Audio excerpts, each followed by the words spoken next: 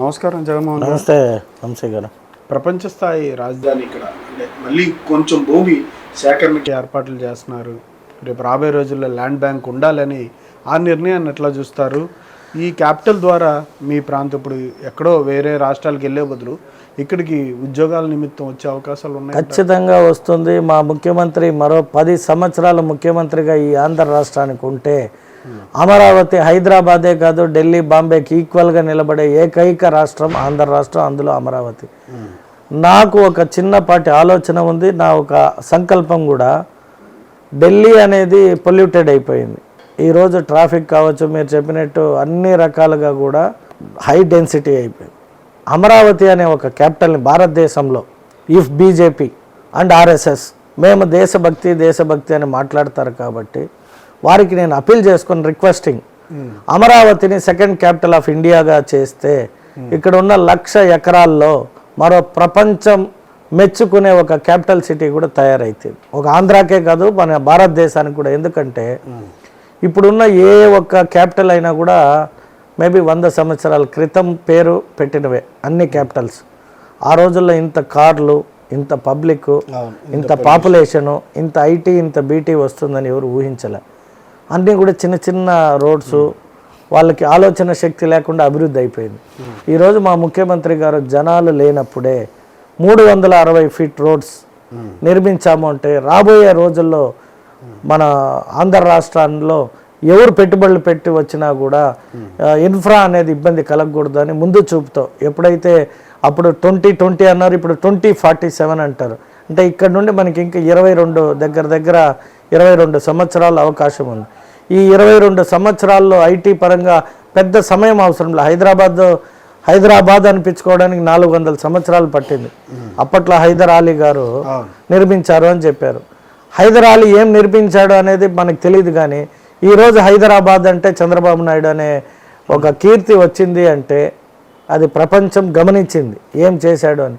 అలా అమరావతికి కూడా అవకాశం ఉంది కాబట్టి సుప్రీంకోర్టు సెకండ్ బెంచ్ కావచ్చు, పార్లమెంటరీ ఇది కావచ్చు, అలాగే ఇంకా చాలా మనకు ఏవైతే ఇప్పుడు ఎందుకు ఢిల్లీ ఇంత డెన్సిటీ ఇంత పొల్యూట్ అయిపోయిందంటే ఎక్కడ గెలిచిన ఎంపీ కూడా ఢిల్లీ పోవాలి సెషన్స్.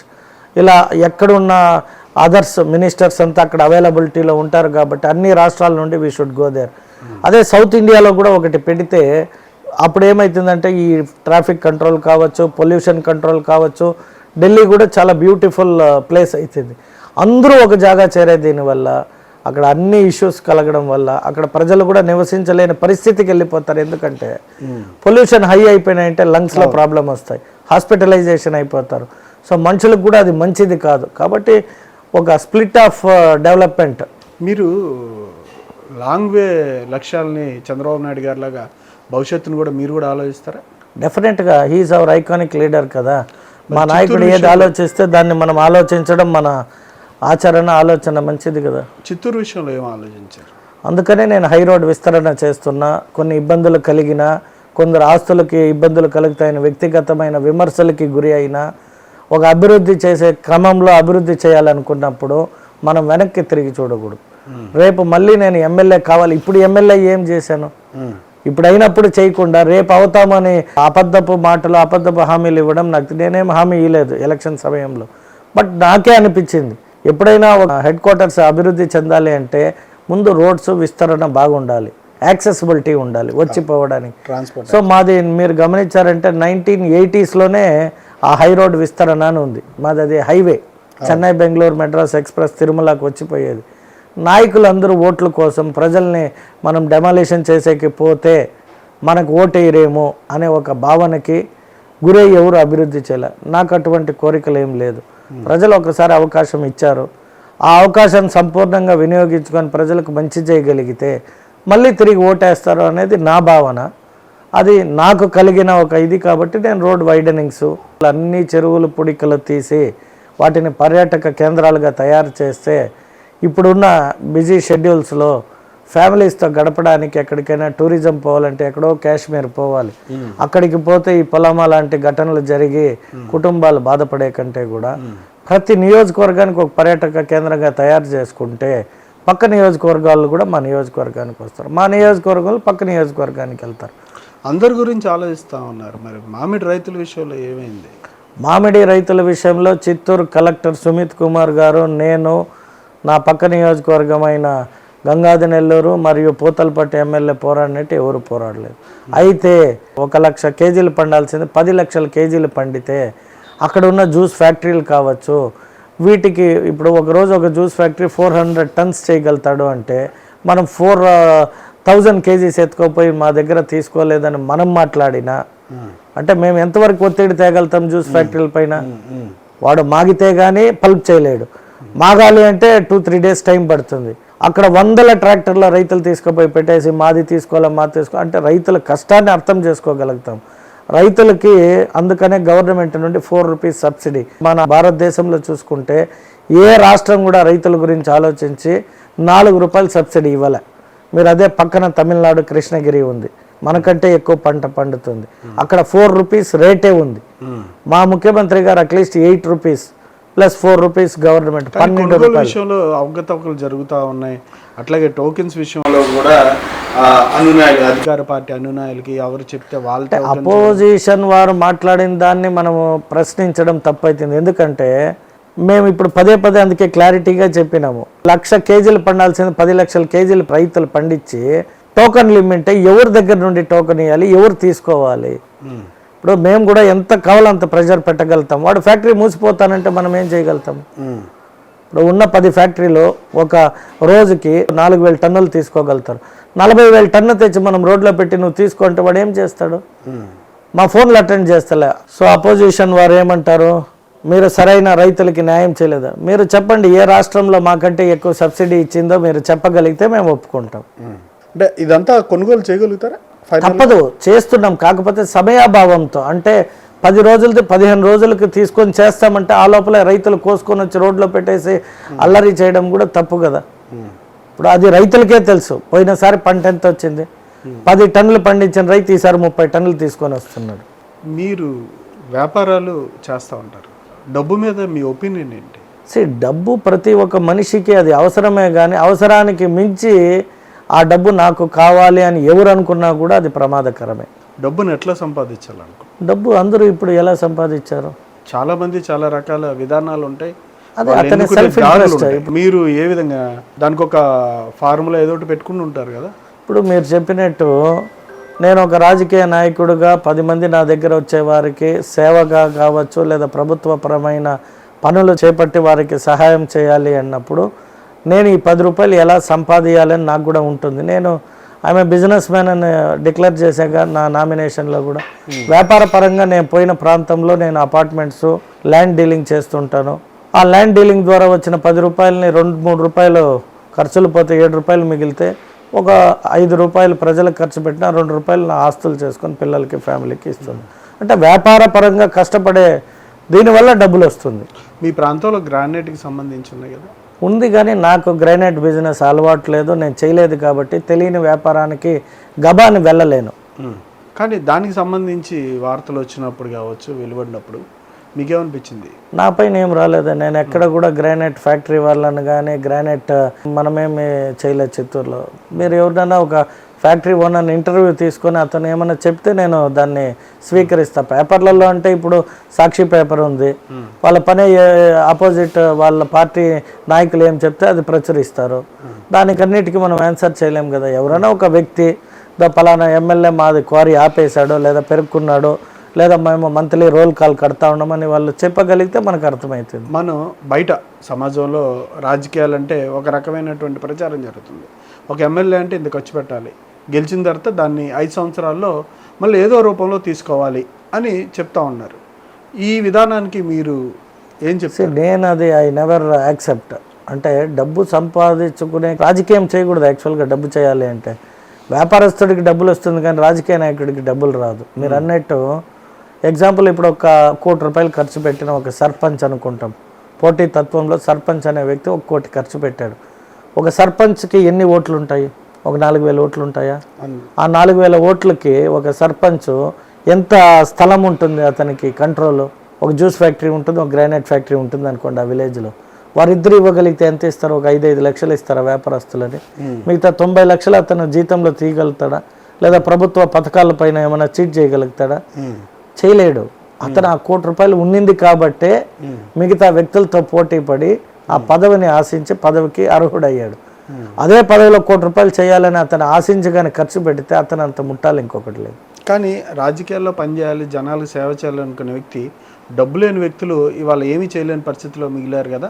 అలా ఎవరైనా అనుకుంటే అది రాంగ్. ఇప్పుడు మా పార్టీ ఉంది, మా పూతలపట్టు, గంగాధర నెల్లూరు, అలాగే మన సత్తివేడు, మేబీ దిస్ 3 కాన్స్టిట్యుయెన్సీస్ రిజర్వేషన్లో ఇప్పుడు వాళ్ళు నిలబడి ఎమ్మెల్యేలు అయ్యారు కదా, వాళ్ళ దగ్గర డబ్బు లేదు అని ఎవరో మాట్లాడడం అనేది, మనం అరుగుల కాడ కూర్చొని మాట్లాడిన వాడి మాటను విని డిస్కస్ చేయడం కంటే కూడా 175 నియోజకవర్గాల్లో ఈరోజు బీసీలు, ఎస్సీలు, ఎస్టీలు, అగ్రకులాలు అందరూ కూడా కంటెస్ట్ చేశారు, గెలిచారంటే డబ్బు లేని వ్యక్తి కూడా గెలిచాడు కదా. డబ్బు అనేది ఎక్కడ అవసరం అంటే ఒక 2 వ్యక్తులు బలవంతులు ఎదురుపడినప్పుడు, నువ్వా నేను అన్నప్పుడు మాత్రం డబ్బులతో అవసరం. కానీ ఒక రిజర్వేషన్ కాన్స్టిట్యుయెన్సీలో ఒక రిజర్వేషన్ ఎమ్మెల్యే కావాలి అన్నప్పుడు వారిద్దరికి ఎంత కావాలో అంతవరకు ఉంటుంది కాబట్టి వాళ్ళు గెలిచారు. అలాగే ఒక ఉన్నత స్థానంలో ఒక 2 గట్టివారు పోటీ పడితే వాళ్ళు ఒకరి మీద ఒకరు పెట్టుకుంటే 100 కోట్లు కూడా అవుతాయి, దానికి ఏం చేయలేము కదా. ఆర్ట్స్, కళల పట్ల మీకు ఏమైనా ఇష్టమా? అంటే అభిరుచులు మీకు సంబంధించి. నేను మేబీ ఐ వాజ్ శుక్ర, అంటే శుక్రుడు 15 నెంబరు. నేను సినిమాలు కూడా తీశాను. అంటే మీకు అదే ఇంట్రెస్టా? అంటే interest means it is a responsibility. నా ఫ్రెండ్ ఒక అతను వచ్చాడు, అన్న ఒక మంచి స్టోరీ ఉంది సమాజానికి ఉపయోగపడేది మీడియా గురించి అన్నాడు. స్టోరీ విన్నా, నచ్చింది, తీశాను. నంది అవార్డు విన్నర్ అయ్యాను. రామోజీరావు గారిని కలిశాను, ఆయన ద్వారా టీజర్ లాంచ్ చేశాము. జేడి లక్ష్మీనారాయణ, కవిత గారు, అలాగే ఇంకా నా ఎందరో స్నేహితుల ద్వారా ఆడియో లాంచ్ చేశాను. నాకు ఇష్టమైన సంగీత దర్శకుడు జేస్ దాస్ ద్వారా పాటలు పాడించుకున్నాను. బాలు గారి దగ్గర పాటలు పాడించుకున్నాను. అన్ఫార్చునేట్లీ బాలు గారు ఆ రోజు మా ఫంక్షన్కి రావాల్సింది, ఆయన చిన్నపాటి హెల్త్ ఇష్యూతో ఆగిపోయారు. తర్వాత కాలంలో మేము ఆయన్ని కలియలేని పరిస్థితికి వెళ్ళిపోయింది. కంటిన్యూటీ ఎందుకు చేయలేదు? కంటిన్యూ చేశాక 2 సినిమాల్లో తీసాము. తర్వాత కరోనా వచ్చింది. ఆ కరోనా సమయంలో సినిమాలు తీసే పరిస్థితులు లేవు కాబట్టి మేము ఆ సమయం వద్దనుకున్నాం. తర్వాత వ్యాపారాల్లో ఉంటే వ్యాపారం, తర్వాత రాజకీయానికి వచ్చేసాం కాబట్టి పాస్ట్ 5 ఇయర్స్లో ప్రతి క్షణం మేము వ్యాపారపరమైన బిజీ లేదా రాజకీయపరమైన బిజీ వీటిలో ఉన్నాం కాబట్టి వాటికి పోలేదు. అప్పుడు ఫ్రీ ఉన్నాం కాబట్టి సినిమాలు తీసాము 2. ఇంట్రెస్టా మీకు సినిమాలు టేకింగ్ కానీ, కథలు కానీ, జడ్జి చేయడం కానీ? అంటే మేబీ ఇంట్రెస్టింగ్, మీకు ప్రజలకు ఉపయోగపడే మెసేజ్ ఓరియంటెడ్ మూవీస్ అంటే నాకు ఇష్టం కాబట్టి అవే తీశాను నేను. కానీ అవార్డులు వచ్చినాయి కానీ జనాల దగ్గర నుంచి ఎక్కువ మంది చూడాలి. అంటే ఎప్పుడైనా మీరు కానీ సినిమాలో చూస్తే, ఇప్పుడు పుష్ప అనే ఒక సినిమా ఉంది. పుష్ప అనే వ్యక్తి ఎవరు? Red sandal smuggler.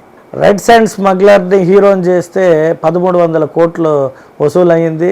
Telangana government మొన్న అల్లు అర్జున్ గారికి అవార్డు కూడా ఇచ్చింది. ఆ మూవీలో ఏముందని అంత కలెక్షన్ అయ్యింది, అవార్డు ఎందుకు ఇచ్చారు? అలాగే సమాజానికి ఓరియంటెడ్ మెసేజ్ ఉన్న మూవీస్ని సమాజం ఇష్టపడడం లేదు ఈ రోజుల్లో. అయితే సమాజానికి ఇచ్చిన మెసేజ్ కరెక్ట్ కాబట్టి అవార్డు వచ్చింది మాకు కూడా. మరి మాకెందుకు వచ్చింది అవార్డు? ప్రజల మెచ్చలే, చూడలే. అంటే అది మీకు ఆటంకం అయితే కాదు కదా? తర్వాత మేము సినిమాలో మనం పెట్టిన పెట్టుబడి పెట్టే రోజు ఇది ప్రజలకి ఉపయోగపడే సబ్జెక్ట్ పైన సినిమా తీస్తున్నామనే ఆలోచన తప్పితే, దీని ద్వారా మళ్ళీ మనకి ఏదో డబ్బులు వచ్చేసి మనం ఏదో చేయాలి అని ఆశించి ఏ పని, ఇప్పుడు మీరు అన్నట్టు రాజకీయానికి వచ్చా, రాజకీయాల్లో కూడా ధనం ఖర్చు పెట్టాం. ఆ డబ్బులు మళ్ళీ ప్రజల దగ్గర తీసుకోవాలి అనేకి it is not a right way అంటాను. మనం సేవ చేయాలనుకున్నాం, సేవ చేసినాం, ప్రజలు గుర్తించి ఎమ్మెల్యేని చేశారు. ప్రభుత్వం ద్వారా వచ్చే వాటిని మళ్ళీ ప్రజలకు చేరవేయడంలో ముందంజలో ఉన్నాం. జాతకాలు అంటే మీకు ఇష్టమా, నమ్మకమా, లేకపోతే అది లేకుండా కదలరా, ముహూర్తాలు వీటన్నిటి మీద బలమైన ముద్ర ఉందా? అంటే ఇట్ ఈస్ ఎ కాన్ఫిడెన్స్. ఇప్పుడు మీరు ఒక డాక్టర్ దగ్గరికి వెళ్తారు, మీకున్న జ్వరాన్ని నయం చేయాలని పోతారు, అతను ఇచ్చే ట్యాబ్లెట్ మీరు నమ్మితేనే కదా జ్వరం పోయింది. అలాగే ఎడ్యుకేషన్, స్కూల్కి వెళ్తాము, ఆ రోజుల్లో మనకున్న 6 సబ్జెక్ట్స్ ఈరోజు నాకు రాజకీయానికి దేనికి పనికి రాలేదు ఎక్సెప్ట్ హిస్టరీ. సోషల్లో వచ్చిన హిస్టరీ అనే ఒక సబ్జెక్టు, ఆ నాలెడ్జ్ తప్పితే మిగతా వాటిలో, అంటే మేబీ నేను చెప్పేది it is not a wrong way. అంటే మనకి నమ్మకం అనేది ఇంపార్టెంట్. సో ఇప్పుడు నేను పుట్టిన టైము, డేట్ ఆఫ్ బర్త్, జాతకము అది రాశారు, చూసాము, ఒక కాన్ఫిడెన్స్ బిల్ట్ అయింది. ఓకే, నీ జాతకంలో నీకు ఈ అవకాశం ఉంది. ఇప్పుడు ఒక టీచర్ ఒక లెసన్ చెప్పేటప్పుడు దాన్ని విన్నాం కాబట్టి టీచర్ కంటే ఈరోజు ఒక మంచి ప్లేస్లో ఉండగలిగాము. టీచర్ నాకంటే అన్నీ తెలుసు, ఆమె ఎందుకు నా ప్లేస్కి రాలేదు అంటే భగవంతుడు వారికి టీచింగ్ ఇచ్చారు, నాకు స్టూడెంట్గా వారి దగ్గర టీచింగ్ విన్నా కాబట్టి ఆ విని ఐఏఎస్ ఐపీఎస్ ఎమ్మెల్యే మంత్రి ముఖ్యమంత్రి అయిన వాళ్ళు ఉన్నారు. అరే నేను పోయిన స్కూల్ ప్రిన్సిపల్ కాలేదు కదరా ఎమ్మెల్యే ముఖ్యమంత్రి అంటే their knowledge and their effects was up to that stage. అక్కడ వాళ్ళు కూడా జాతకం చూసుకొని ఉంటే వాళ్ళు కూడా మేబీ ఐఏఎస్ అండి. ఐఏఎస్ కోచింగ్ చెప్పినవాడు ఐఏఎస్ కాలే, ఐఏఎస్ టీచింగ్ విన్నోళ్ళు ఐఏఎస్ అయ్యి పవర్ ఎందుకు వచ్చింది అంటే జాతకం చూసుకొని తెలుసుకొని అడుగులు వేస్తే బెటర్ ఫ్యూచర్ ఉంటుంది అంటారు. Definite why not. మనం భారతదేశంలో పుట్టాము, మనది ఒక హిందూ కల్చర్, ఒక భగవంతుడు నమ్మతం. ఇప్పుడు ఒక గుడి కడతారు మా ఇంటి పక్కలో, మన కళ్ళ ముందరే తెచ్చి విగ్రహాన్ని రోడ్లో పెట్టుంటారు, అదే విగ్రహాన్ని ఎత్తుకొని పోయి గర్భగుడిలో పెడతారు. అదే గర్భగుడికి పోయి మనం భయంతో దేవుణ్ణి పొద్దునే 4 గంటೆ 4, 5 అంటే 5 లేసి మొక్కుతాం.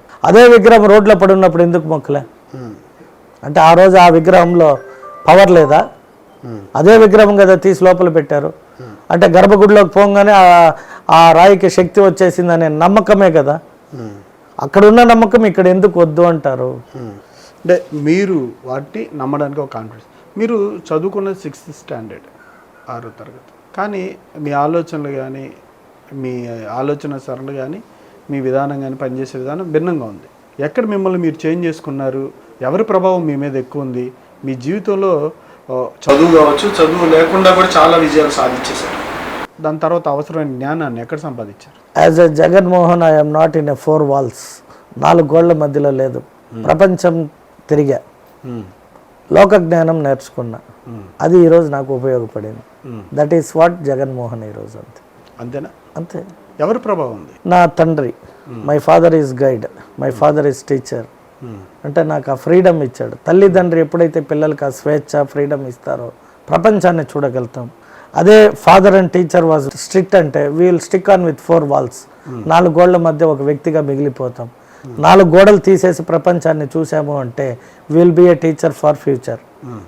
మీ నాన్నగారు మిమ్మల్ని ఇలా రాజకీయాలంటే చూడాలనుకున్నారు కదా, ఆయనకి మరి ఏం గిఫ్ట్ ఇవ్వబోతున్నారు? రాజకీయాల్లో మళ్ళీ ఆయన కోరిన కోరిక, మీ ప్లేస్ ఆయన ఇప్పుడు ఆల్రెడీ రీప్లేస్ చేస్తున్నారు. మా తండ్రి గారు కోరిన కోరికని తీర్చడానికి అవకాశం కల్పించిన శ్రీ నారా చంద్రబాబు నాయుడు గారికి నా జీవితం ఉన్నంత వరకు రుణపడి ఉంటా. రెండవది, మాకు మా నారా లోకేష్ గారు, మా వయసు, మా ఒక ఏజ్ అంటే ఫ్యూచర్, ఆయన మాకు ఒక స్ఫూర్తి. మీకు ముందే చెప్పాను, తాతగారు ముఖ్యమంత్రి జన్మించే టైంకి ఒక మనిషికి ఓ రియలైజేషన్, ఒక వయసు వచ్చేటప్పటికి తండ్రి ముఖ్యమంత్రి, ఈరోజు తానే ముఖ్యమంత్రి స్థాయికి ఎదిగాడు. అటువంటి వ్యక్తి మాకు పరిచయం కావడం, ఈరోజు ఈ స్థాయిలో ఉండడానికి కూడా కారణం ఒక రకంగా రాజకీయాల్లో అది నారా లోకేష్ గారు. కాబట్టి ఆ కుటుంబానికి నా జీవితకాలం మా తండ్రికి ఇచ్చిన మాట నిలుపుకోవడానికి నాకు అవకాశం కల్పించారు. కాబట్టి నాకు మరో రాజకీయ కలియుగ దైవం నారా కుటుంబం.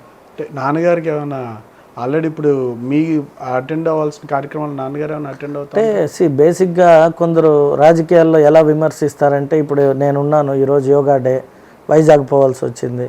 నేను లేని సమయంలో ఎవరో నా ఆత్మీయులు కావచ్చు, పార్టీకి కష్టపడిన వారు కావచ్చు, ఒక షోరూమ్ పెట్టుకోవచ్చు, లేదా ఒక కార్యక్రమాన్ని పెట్టుకోవచ్చు, లేదా ప్రభుత్వ పరంగా కూడా ఒక పని కావచ్చు. నేను లేనప్పుడు నా కుటుంబ సభ్యుల్ని తీసుకోకపోతే అతన్ని పిలుచుకున్న వ్యక్తుల దగ్గర అట్లీస్ట్ అతనికి ఆ గౌరవం ఉంటుందని మా తండ్రి గారిని అప్రోచ్ అవుతారు కుటుంబ సభ్యుడిగా. ఆయన కూడా అరే నా బిడ్డ లేదు కాబట్టి వాళ్ళు అక్కడ పెట్టుకున్నారు సడన్ ప్రోగ్రామ్. నిన్న మా కంచర్ల రామయ్య గారు అన్ఎక్స్పెక్టెడ్గా చనిపోయారు. సో వారితో ఉన్న సత్సంబంధం, వారిని వచ్చి చూడాలి, నేను ఉన్న అన్ని కార్యక్రమాలని క్లోజ్ చేసుకొని వచ్చా. సో ఇటువంటి సందర్భంలో మన బదులు మన కుటుంబ సభ్యులు ఎవరో ఒకరు పోయి రిప్రజెంట్ చేస్తారు. ఆ రిప్రజెంట్ చేసే టైంలో ఏమవుతుందంటే ప్రజలంతా కూడా హ్యాపీగా ఫీల్ అవ్వచ్చు. ఆ ఎమ్మెల్యే గారు రాకపోయినా వారి కుటుంబ సభ్యులు తండ్రి గారు వచ్చారు అని వాళ్ళు సాటిస్ఫాక్షన్ అవుతారు. ఇది ఆపోజిషన్లో ఉన్నప్పుడు మాట్లాడతాం ఏమని, చూడు ఎమ్మెల్యే లేదు, వాళ్ళ నాన్నగారు ఎమ్మెల్యే పాత్ర పోషిస్తున్నారు. ఎస్, వాట్ ఈస్ రాంగ్ అంటాను నేను. మనం లేనప్పుడే కదా చేస్తున్నాడు. నేను ఉండి ఆయన ఏం కలెక్టరేట్కి వెళ్తలేదు, నేను ఉండి ఆయన ఏం స్టేజ్ ఎక్కి స్పీచ్లు ఇస్తలేదు. మనం లేని సమయంలో కూడా ప్రజలకు అందుబాటులో ఉన్నాడు. అంటే మనల్ని ప్రేమించి ఎలక్షన్ సమయంలో కావచ్చు, నార్మల్ కావచ్చు, పార్టీ లాయల్టీ ఉన్న వాళ్ళు కావచ్చు, ఒక గృహ ప్రవేశము, ఒక ఓపెనింగ్, మంచి చెడుకి పిలిచినప్పుడు అటెండ్ అవ్వడం అనేది అతను బాధ్యతగా అనుకొని వెళ్తున్నాడు. దాన్ని మనం చూసే విధానంలో ఉంటుందంటారు. ఉంటుంది.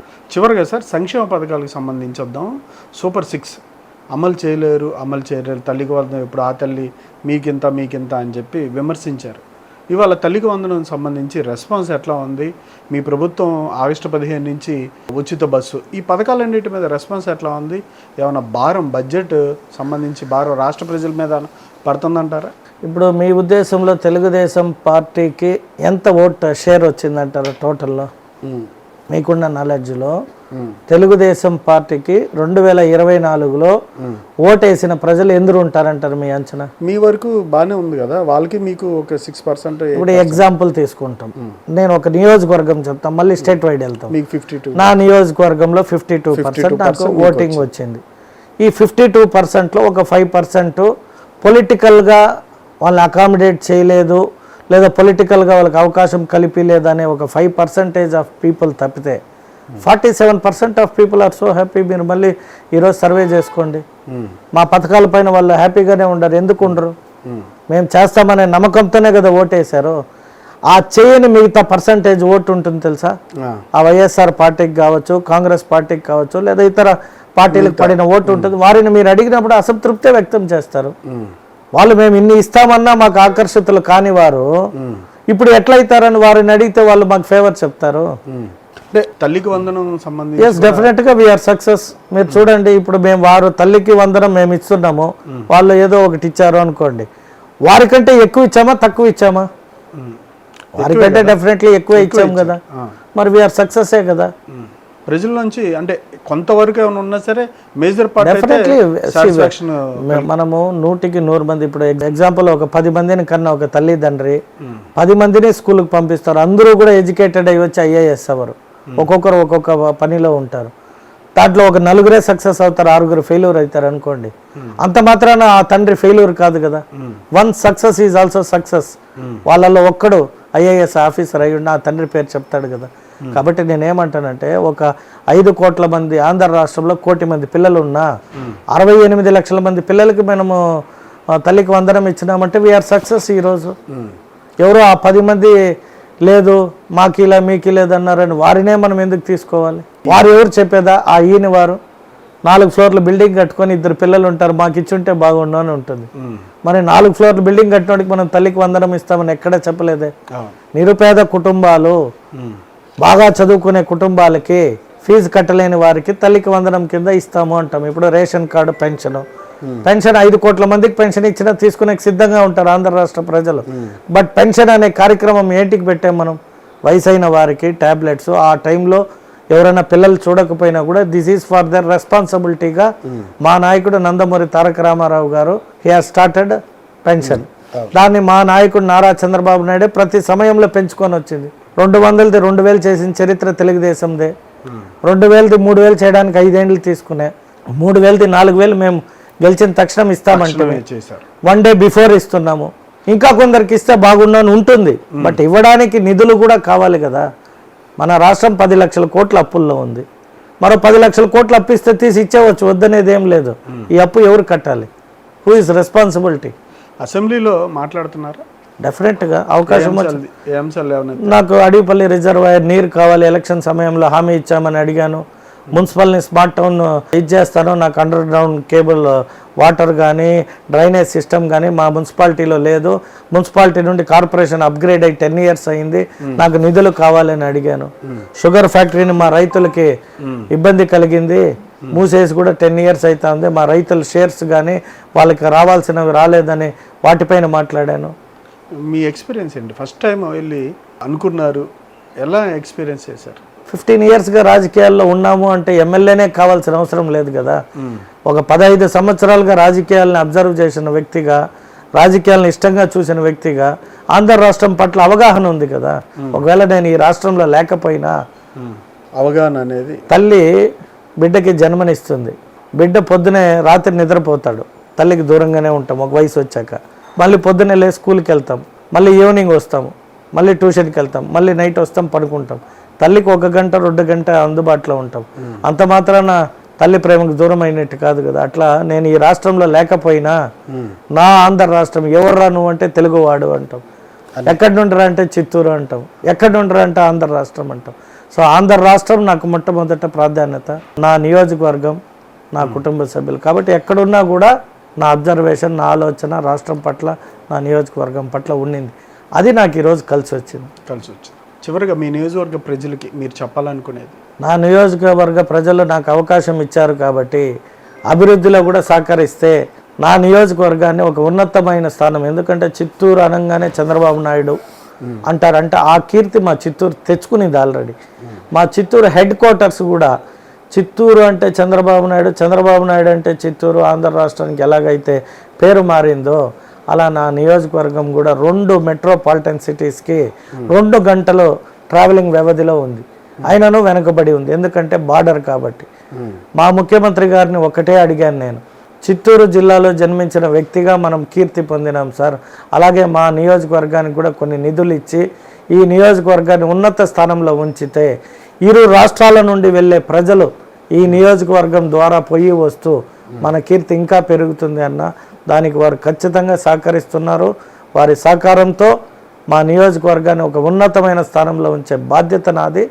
ఆ అవకాశం ఇచ్చినందుకు నా చిత్తూరు నియోజకవర్గ ప్రజలకు ఎప్పుడూ రుణపడి ఉంటారు. Thank you sir. Thank you very much అండి. ఇదండి చిత్తూరు ఎమ్మెల్యే గురజాల జగన్మోహన్ నాయుడు గారితో ప్రత్యేక ముఖాముఖి. నియోజకవర్గానికి సంబంధించి అన్ని అభివృద్ధి కార్యక్రమాలతో పాటు డెవలప్మెంట్కి ప్రజలు కూడా పూర్తి స్థాయిలో సహకరించాలని, ఏదైనా సరే ఈ 5 సంవత్సరాలు తన మార్కు డెవలప్మెంట్తో పాటుగా విద్యా ఉపాధి అంశాలని లక్ష్యంగా చేసుకొని తను నియోజకవర్గంలో పనిచేస్తున్నా అని చెప్పి ప్రజలకి ఏదో చేయాలి, మంచి చేయాలనే తప్ప రాజకీయాల ద్వారా సంపాదన, ధనార్జన లక్ష్యంగా మాత్రం రాజకీయాల్లోకి రాలేదని చిత్తూరు ప్రజలకి తన వంతుగా, తన గుర్తుగా కావచ్చు, లేదంటే తన మార్కు డెవలప్మెంట్ అనేది ఈ 5 సంవత్సరాలు ఖచ్చితంగా చూపిస్తానని ఆయన తెలియజేశారు. Thank you sir.